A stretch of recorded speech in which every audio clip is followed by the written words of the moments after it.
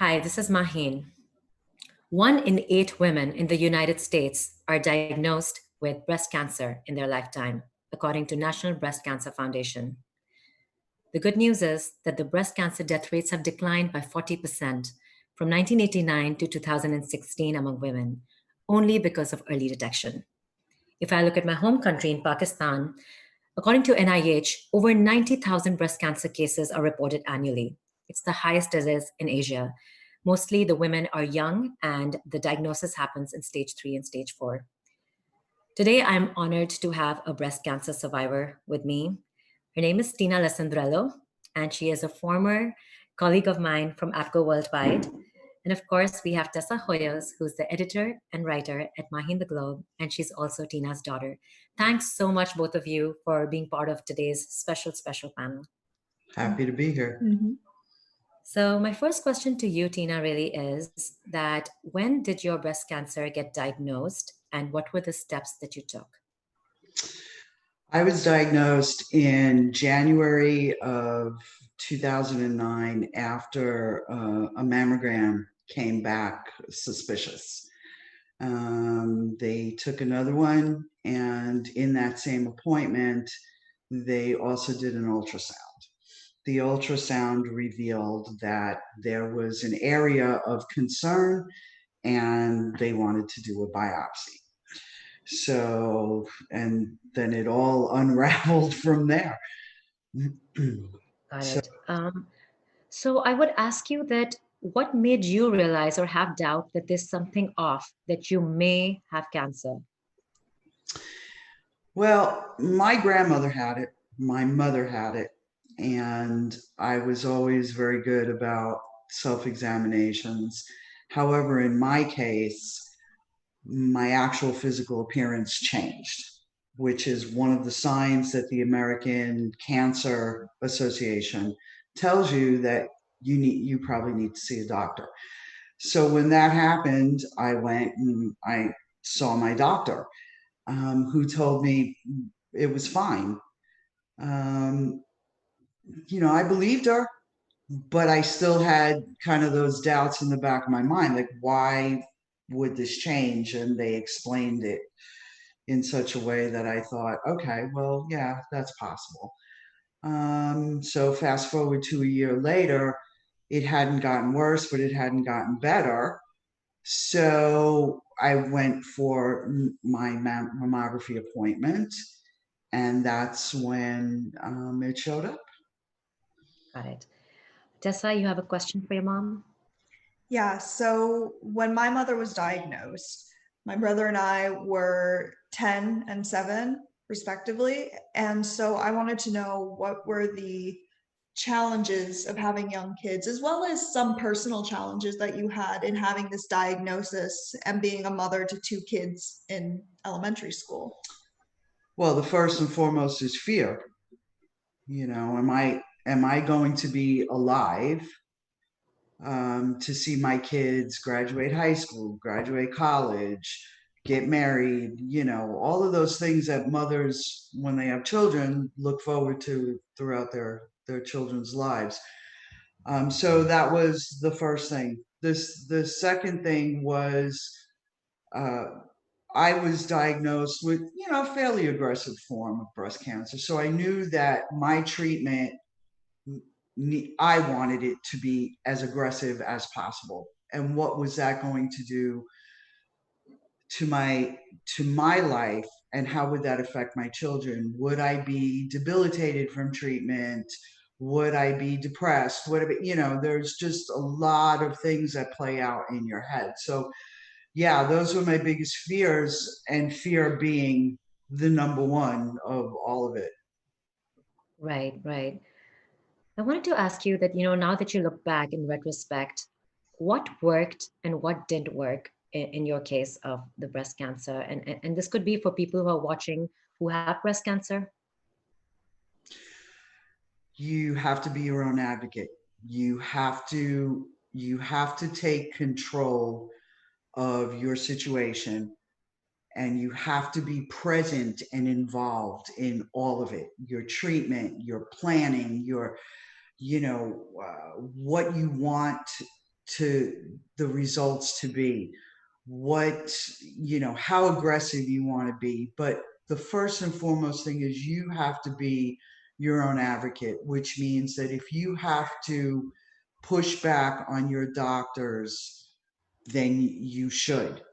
And keep asking the same questions over and over again until you get the answers that you want. The other thing is, do your research. There's a lot of information out there. Go and try to sift through it. Sometimes there's just absolutely too much, Right. but take what appeals to you, what makes sense to you, bring it to your doctor. Go in with a list of questions.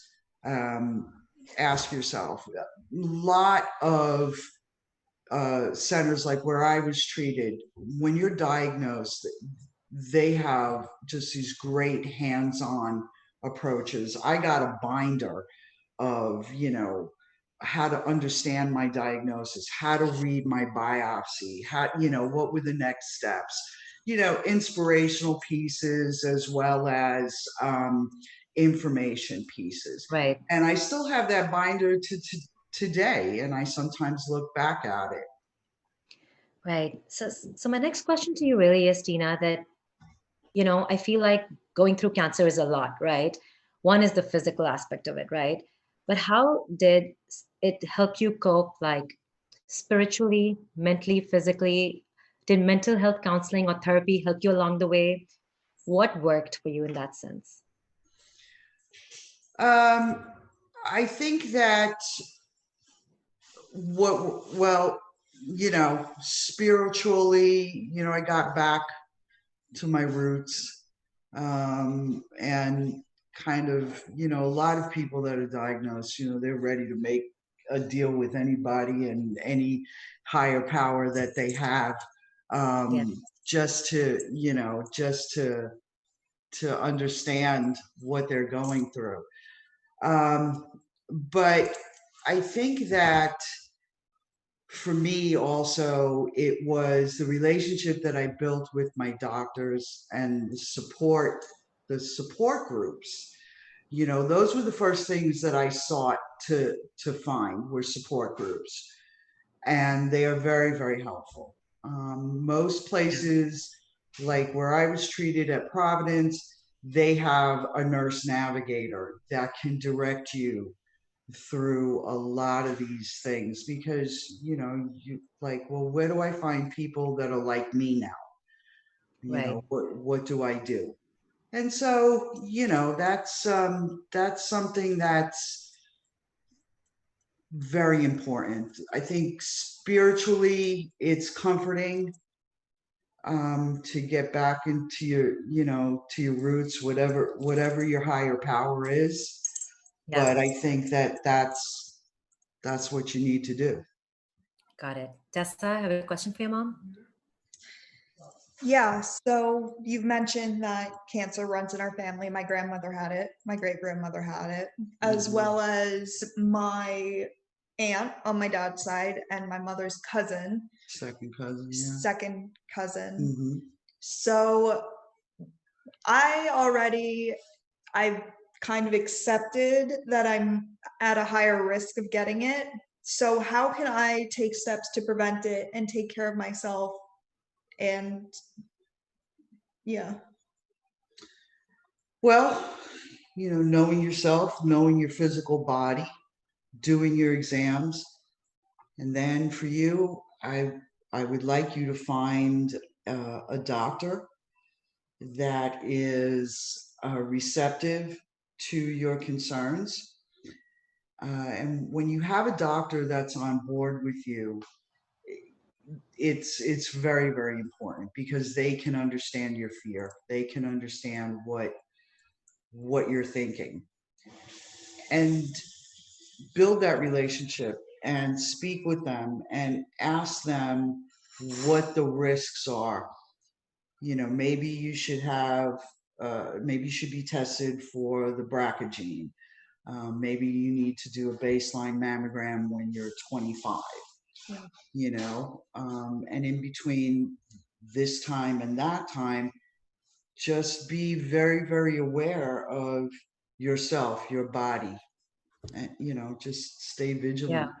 This is very good advice for other young women out there with a lengthy family history. Yeah, that's really interesting that you brought up these points, Tina, because I think of myself. So both my parents are doctors. My mom's a gynecologist. So as soon as I hit like 13, 14, we were taught self-examination. But I do know that when you hit adolescent, it's a very scary and isolating experience because you're kind of figuring out your body, and that in itself is a little scary. But if you have an open communication with your parents, you can actually talk about self-examination. They can tell you who to go to a doctor, etc. So I think those steps are important. Don't you think an open communication with your kids is important in something like this? Absolutely. Absolutely. When I was diagnosed, from the time of my diagnosis, pretty much through my treatment, and even now, both my kids were involved in a lot of the steps. Mhm. Yeah. And obviously you're going through your own journey, and it's like a mental, physically grueling journey, but then those around you, your loved ones, are also going through it, right? So Tessa, in that sense, I just wanted to ask you, if you're comfortable in answering, of course, that this entire experience with your mom, well, how would you explain it? Like, how did it mold you as a person? It was a very difficult thing for me to go through at 10 years old. It's not something that I expected, and you don't think that it's going to happen to you until it does. So I remember one day my mom just called the four of us, my father, my brother, and myself, into the bedroom for a family meeting. I instantly knew that it was not good. So I was just crying. I was nervous.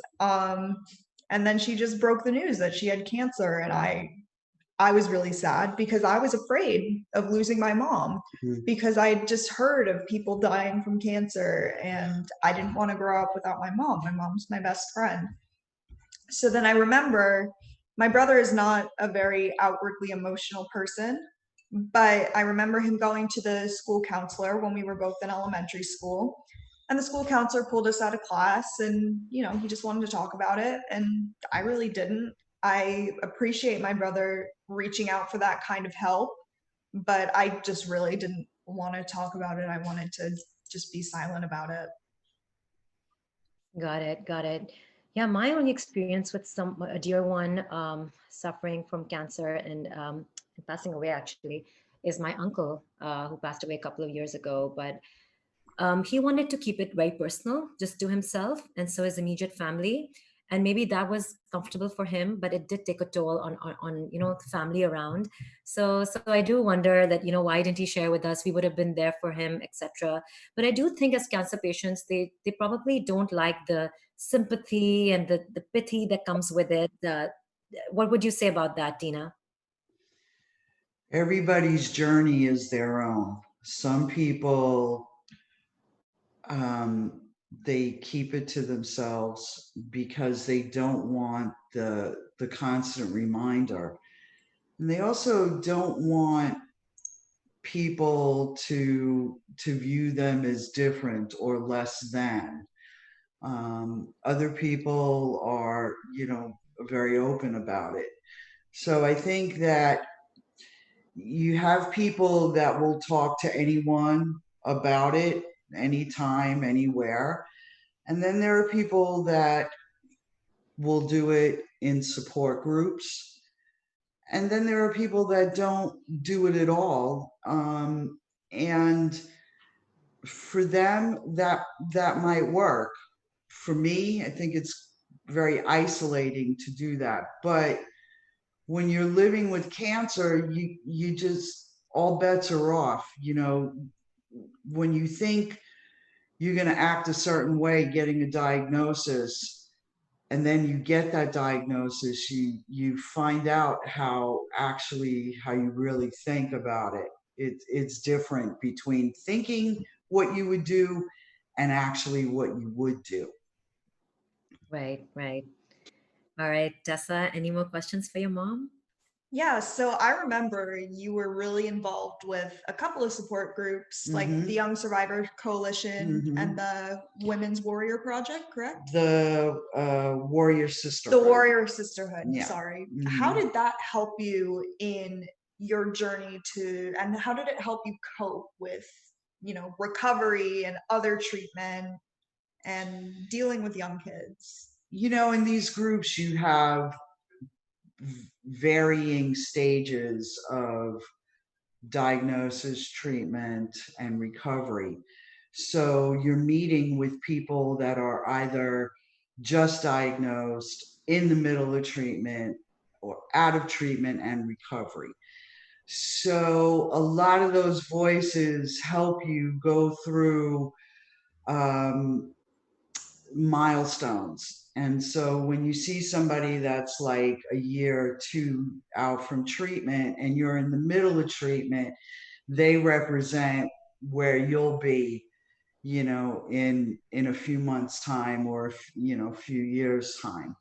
So the support groups they're very helpful, um, especially while you're going through treatment, and afterwards, when the treatment's over, and and nobody's watching you as closely, because when you're on chemo, when you're going through radiation, you're doing something, but once that all stops, you're left with, okay, so how do I go forward now?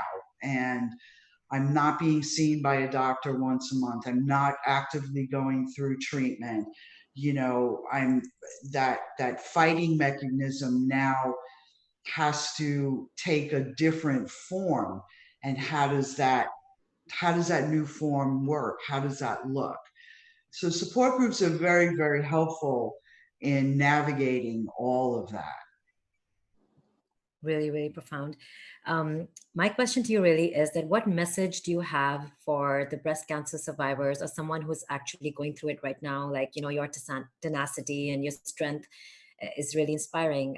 Any message, the message that you have for them? You have to be your own advocate. Don't back down. Don't There are doctors out there that have the approach of they know what's best for you, and they do to a certain point, but you are in yourself. You know. Um, be informed, be aware. If you don't like what your doctor's telling you, then find another doctor. You know, I did that when my doctor failed to diagnose me 9 months before I was diagnosed. She should have caught it, but you move on from that. You have to be your own advocate, Yeah. and you have to stand strong against that, because the medical community say, well, we don't want to do this, or this isn't going to happen, or whatever. You have to put on the brakes and say, this is what I want. And that's the best thing you can do for yourself, is to advocate for yourself. If anything that cancer survivors learn is how to find that voice to advocate for themselves. And you Yes. must. I can't stress it enough. Yeah. One question I have is that what is that one thing that helped you cope and get through the toughest times you've had with cancer? I was built in Brooklyn. You don't, you know, it's we're built to last. Cancer's scary, but I've ridden the subway at 3 o'clock in the morning, and that's scary too. So, you know, I just keep thinking about, things that I heard and things that my mother would tell me, and it was, hey, you know, beat it with the biggest stick you can find until it doesn't get up anymore. And Yeah. so, I just thought to myself, you know what? I've overcome other adversity in my life. Um, and there's no reason that I shouldn't be hopeful enough to think that I'd overcome this as well. And I did, Yeah. because I just thought, you know what, if I'm going to go out, then I'm going to go out swinging. Simple as that. Yeah. Well, one thing I have to tell you, of course, you know that Tessa loves you a lot, right? Oh, But she obviously needed some space when you both were stuck together in the pandemic. But like since she's gone to her apartment, she talks about looking forward to weekends, meeting you, spending time with you, and the grandmother and everybody. So she really has a special place for you. Tessa, anything? Any last thoughts, afterthoughts, anything? I'm so glad you're here. I'm I'm glad I'm here actually too. glad you're here. I'm glad I'm here too. I don't know what I would do without you. It- I was a brat in my younger years, but now like my mom is my best friend in the whole world. So like The best. It's the most amazing relationship. It's a love hate relationship, but it's the most special one. And well, yeah, Tina, you're saying something? Well, I was just gonna say, there were a lot of days, and in this journey, and I think most women will say the same thing. I mean, I think there was a time where like I had myself in the ground like every day. This isn't working. I'm not gonna, but the thought of not being able to see Tessa or Michael, just I was like, nope, can't do that. I gotta stick. I gotta stick for now, So I guess I'm stuck, huh? yeah, For I at mean least for now. The other thing that I want to say is that it, this isn't a death sentence. I mean, you just look at the last, oh, 15 years. I mean, even the last 5 years, the medicine gets better every day. The therapy gets better every day. There are more research drugs that are being tried, and there are so many positive things out there that you would be surprised how many survivors are really out there that are Yeah, going about their lives and being productive. you know Getting that, hearing those words, you have cancer, is devastating, but it doesn't have to be a death sentence. I mean, every single day. And that for me has helped me in the sense of, well, what if it comes back? Well, you know what? If it comes back from where I was 11 years ago to now, so much has changed that, you know, I'm not fearful as I once was.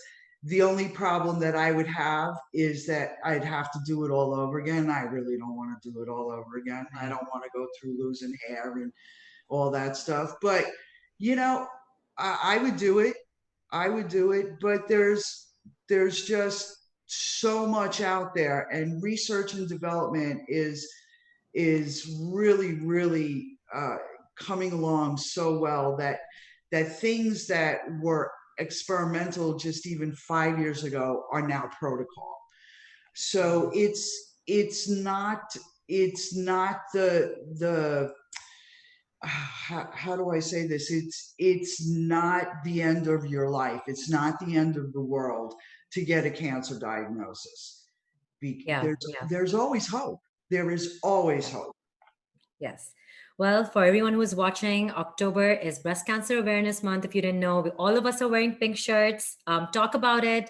If you know a survivor, talk to them and see ways that you can talk to them that are sensitive, in which you can relate to them. We have Tina here. Tina, thank you so much. As always, a pleasure to have you on. Really, really honored to have you on. Um, I wish you the best with everything. And you've raised an incredible daughter who I absolutely will never take for granted every day in my in the glow. Thank you. thank you. Thank you. All All right, right. Take care. Bye bye, guys. bye. Bye.